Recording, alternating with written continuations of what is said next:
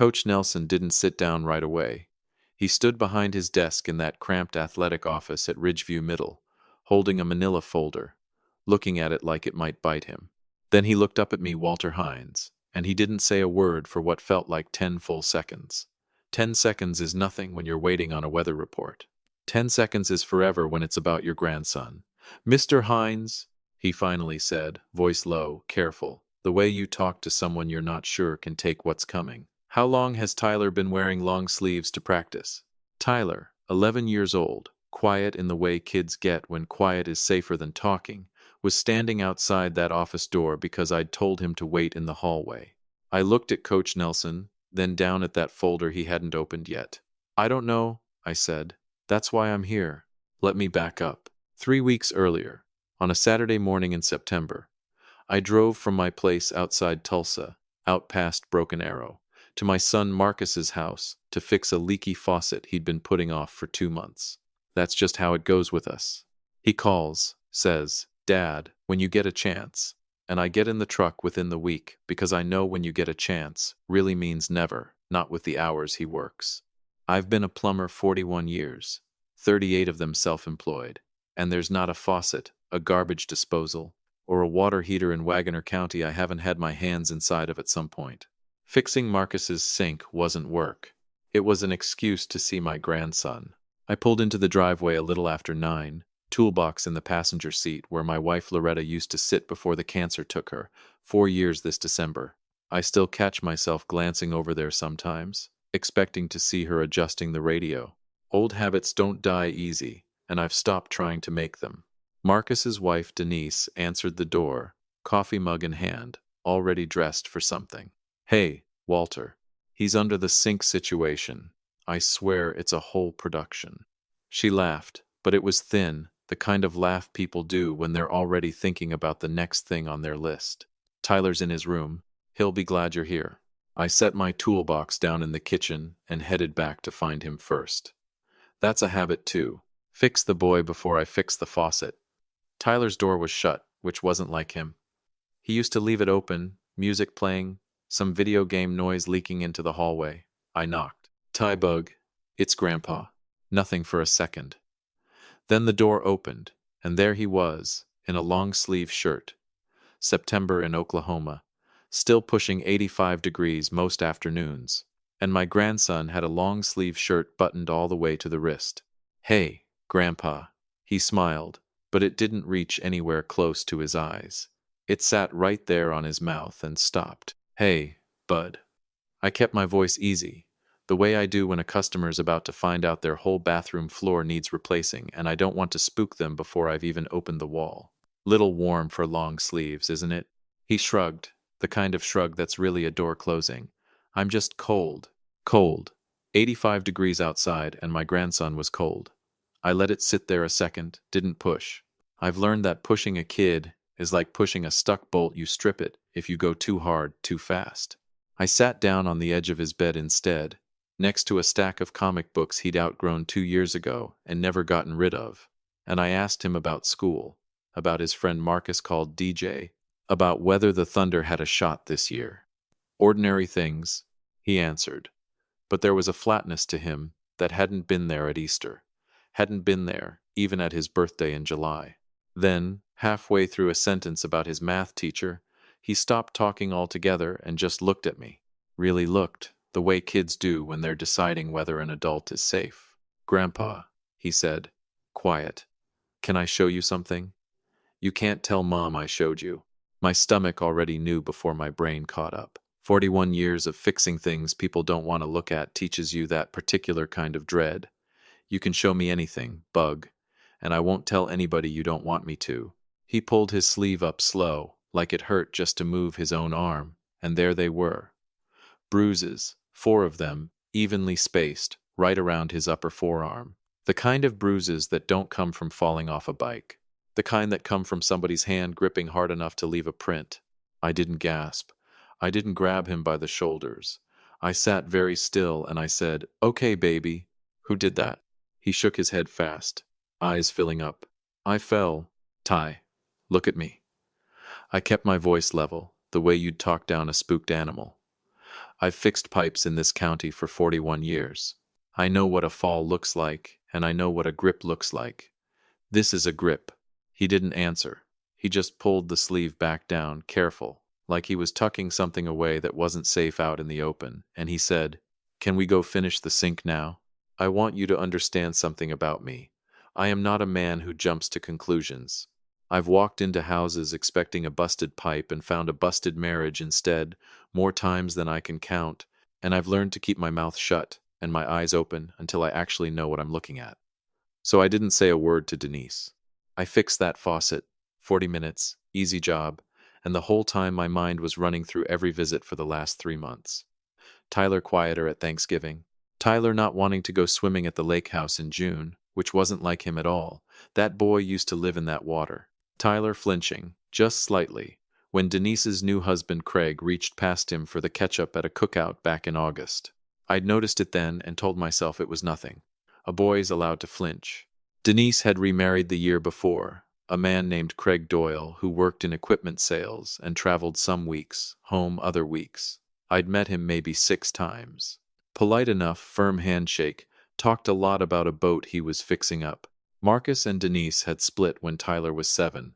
Amicable as far as I ever heard, joint custody, Tyler splitting weeks between his mom's house and his dad's apartment across town. I liked Denise, still do, in most ways. She's a good mother, tired the way all mothers of that generation seem tired. Working full-time at a dental office and running a household on her own. Half the time Marcus wasn't around because his job with the pipeline company had him out of state 2-3 weeks a month. I finished the sink, packed up my tools, and I did not confront anybody that day. I want to be honest about why. It wasn't fear. At 68 years old with 2 bad knees and a bad hip, fear's not really the operating emotion anymore. It was this. If I stormed into that kitchen and started asking Denise questions I couldn't back up, I'd spook whoever needed spooking, and I'd lose whatever chance I had at getting Tyler somewhere safe with proof in hand instead of just a grandfather's gut feeling that any lawyer or caseworker could wave off as an old man being dramatic. I've rebuilt water heaters that were 2 degrees from exploding. You don't yank the pressure valve open the second you see steam. You shut the gas first, then you work the problem in order. I drove home that Saturday, and I did not sleep. Loretta used to be the one I talked things through with, sitting at the kitchen table with 2 cups of decaf going cold between us, and 4 years on I still catch myself talking out loud to an empty chair some nights. That night I did, and I told her everything, the long sleeves, the flinch, the bruises shaped like fingers, and somewhere around 1 in the morning I made a decision. I wasn't going to call Marcus yet. Not until I had more than a feeling. Sunday I called Tyler's school and asked, careful and calm, whether I could speak with his homeroom teacher, a woman named Miss Alvarez, first thing Monday.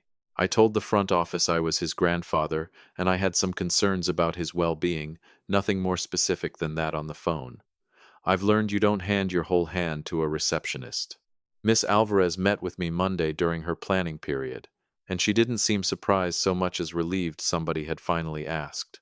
She told me Tyler's grades had slipped since spring, that he used to raise his hand constantly and now sat in the back corner and said almost nothing, that he'd started staying inside during recess instead of playing basketball with his friends, and that twice in the last month he'd asked to see the school nurse. And then, when she offered to call his mother, he'd said no, he was fine, and gone back to class. She hadn't seen bruises herself. Kids know how to cover, she said. But she'd noticed the sleeves too, even in warm weather, and she'd written it down in a folder she kept, the kind of folder teachers keep quietly because they've learned the system moves slow, and documentation is the only thing that moves it faster.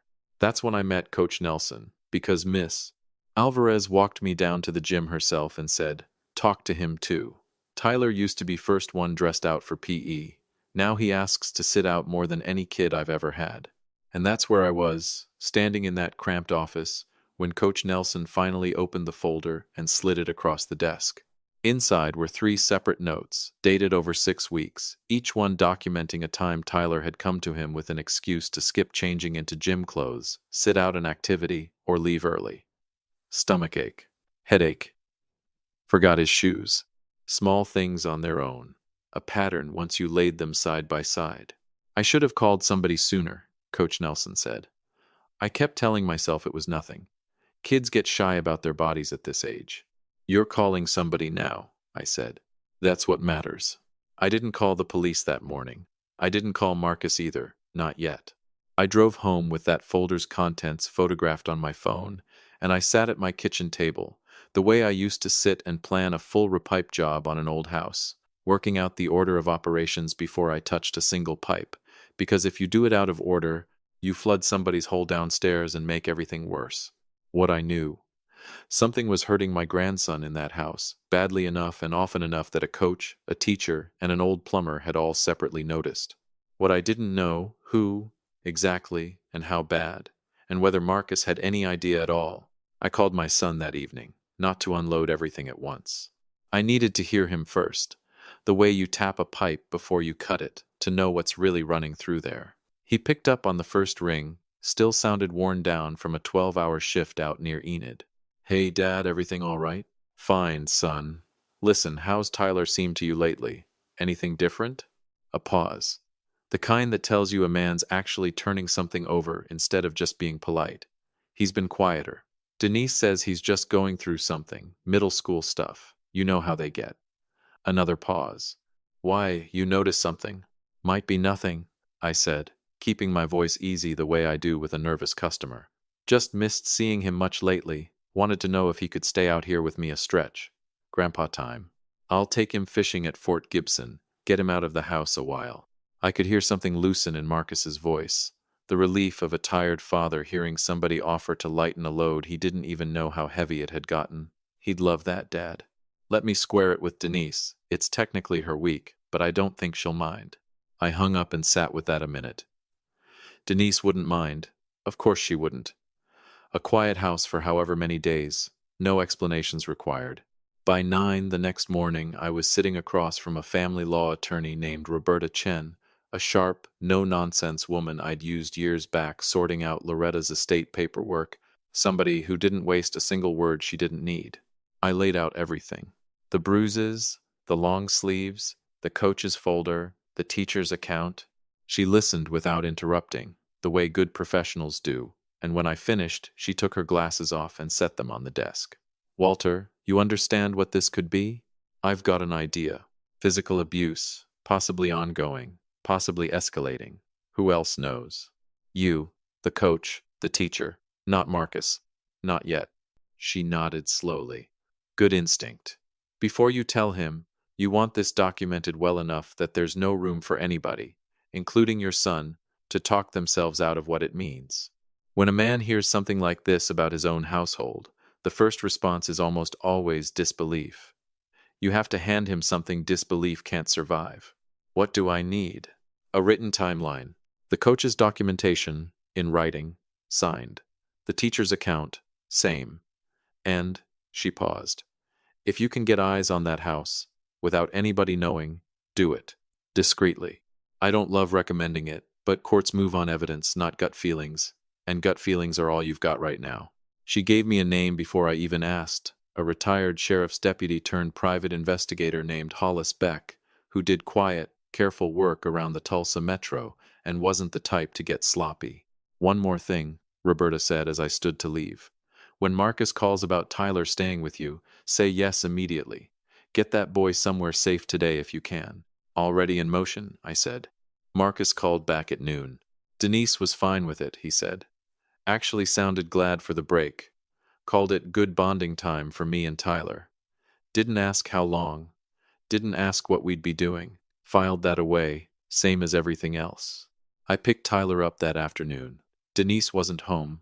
Craig answered the door, said Denise had run to the store, handed me Tyler's overnight bag with a friendliness that sat wrong on me now that I was looking for it. Too smooth, too rehearsed. Like a man who'd practiced being pleasant. Tyler came out in a hoodie despite the heat, climbed into my truck, and didn't say much the whole ride to my place. Somewhere around the 2nd mile, without me asking anything, he said, "Are we really going fishing?"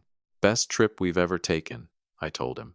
And I meant it in more ways than he understood yet. I need to tell you about Craig now, and I'm going to be fair, because fair matters, even when your blood is running hot. Craig Doyle grew up rough in a small town outside Muskogee. The kind of childhood where nobody ever taught him what a calm household looked like. And he'd built himself into somebody who could walk into a room and charm it. Good job, good truck, good manners in public. When he met Denise 2 years back, tired and stretched thin from raising a boy mostly alone, he must have looked like relief walking through the door. I liked him fine at first, same as I liked most people until they gave me a reason not to.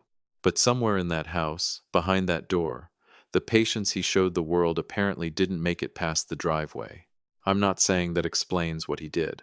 I'm saying I've learned there's a difference between a cruel man and a man whose temper finally found somewhere private enough to live, and both of them end up leaving bruises, and both of them need stopping regardless of which one you're dealing with. What Hollis Beck was about to hand me made it clear which one Craig actually was. Hollis called Thursday evening. Walter, got something you should see in person. I met him at a diner off Highway 51. And he slid a folder across the table the same unceremonious way you'd hand somebody an estimate for brake pads. 2 days of surveillance, time-stamped photographs of the house, and something else, a conversation with a neighbor, an older woman named Pat who'd lived next door to Denise for 6 years and who, once Hollis got to talking with her, admitted she'd heard raised voices from that house more evenings than not since Craig moved in, a man's voice mostly, sometimes a child's voice going quiet fast. She never called anybody? I asked. Told me she wasn't sure it was her business. Told me she'd feel terrible if she was wrong. Hollis shook his head slow. Happens more than you'd think. There was more. Financial records Roberta had helped subpoena through a preliminary filing showed Craig had lost his sales job in June and hadn't told Denise until August. Had been quietly draining a shared account to cover a gambling debt he'd racked up at a casino out past Miami, Oklahoma, over the summer. A man under that kind of pressure, drowning quiet in his own house, taking it out on the one person in that home who couldn't push back. Does Denise know about the gambling? I asked. Based on what I found, no. She thinks he's still employed. He leaves the house every weekday morning like he's going to work. I sat with that for a long time. Hollis didn't rush me, just drank his coffee. A man losing everything quietly, too proud to say so, and taking his shame out on an 11-year-old boy with nowhere to run. It didn't excuse a single bruise. It explained them. And somehow, the explaining made it worse, not better. Because it meant Tyler had been paying for somebody else's failure with his own body for months, and nobody grown enough to stop it had noticed in time. I drove home with the windows down, October air finally starting to turn crisp the way it does late in Oklahoma. And Tyler was at my house already, asleep in the guest room. The real kind of sleep, easy and even, not the tense half-sleep I'd started noticing every time I checked on him those first 2 nights. I stood in the doorway and watched him breathe a minute before I went to the kitchen table, opened the same spiral notebook I used to log service calls in for 40 years, and started writing everything down in order. Dates. What Coach Nelson said. What Miss Alvarez said. What Hollis found. Every piece of it in my own hand, because a man's handwriting on a page carries a weight that no phone screen ever will in a courtroom. I called Roberta and left a message. We're ready to move. Then I called my son, not to tell him everything over the phone. Just, Marcus, I need you to come out here tomorrow. It's important. Marcus showed up Friday evening, pulled his truck in, still wearing his work boots, looking like a man expecting a quiet dinner with his father and his son, nothing more. He had no idea. Tyler was already asleep in the back bedroom. I'd made sure of it. What was coming to that kitchen table wasn't for an 11-year-old to hear, not that night, maybe not ever if I could manage it. I'd made chicken and dumplings, the same meal I cooked every single time life handed Marcus something hard to swallow, when he failed out of his first semester of college, when his marriage to Tyler's mother ended. He never knew it was a ritual. I'd never told him. Some things you just do. He hugged me at the door, asked where Tyler was, smiled when I told him he was sleeping, doing better, color back in his face. We sat down, and I let him eat first, let him have seconds, let him relax one more time before I changed everything he thought he knew about the last 2 months of his son's life. Then I stood, went to the counter, and set 3 things in front of him: the coach's written statement, the teacher's account, and Hollis's folder. I sat back down and didn't say a word. Let the evidence talk. I taught him that, fixing engines together in the garage when he was a teenager, though I don't think either of us ever imagined I'd be using it this way. He read the coach's note first, slow, the way you read something you're afraid to finish. His jaw tightened reading the teacher's account. Then he opened Hollis's folder. And when he got to the photograph of Tyler's bruised arm, time-stamped, clear as day, he closed the folder and didn't open it again.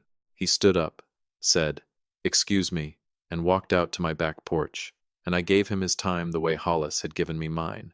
20 minutes. I refilled my tea twice waiting. When he came back in, his eyes were red and his voice was steady in that careful, controlled way a man's voice gets when he's holding something back by force. He sat down, looked at the folder without touching it again. "Does Tyler know I know?" "No," I said. "He just knows he's safe here." "Good." His jaw worked. "How long have you known?" "Asama. Since Saturday. Needed it solid before I brought it to you. Didn't want to hand you something you could argue your way out of." He let out a breath that wasn't quite a laugh. "You built the whole case before you told me there was one." "Habit," I said. 41 years of not opening a wall till I know what's behind it. He looked at the folder one more time, then pulled out his phone. "I need a lawyer's number." "Already got you one."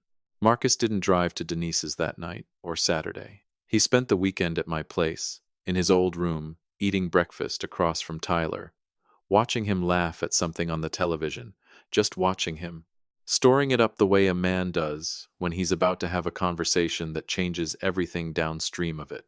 He talked to Roberta twice, filed for an emergency custody hearing citing the documented evidence, and did every bit of it careful, methodical, no wasted motion. Learned that from somewhere, I suppose. Monday, while Tyler was safely at school, a place I'd personally called ahead to make sure he'd be watched closely, Marcus drove to Denise's house.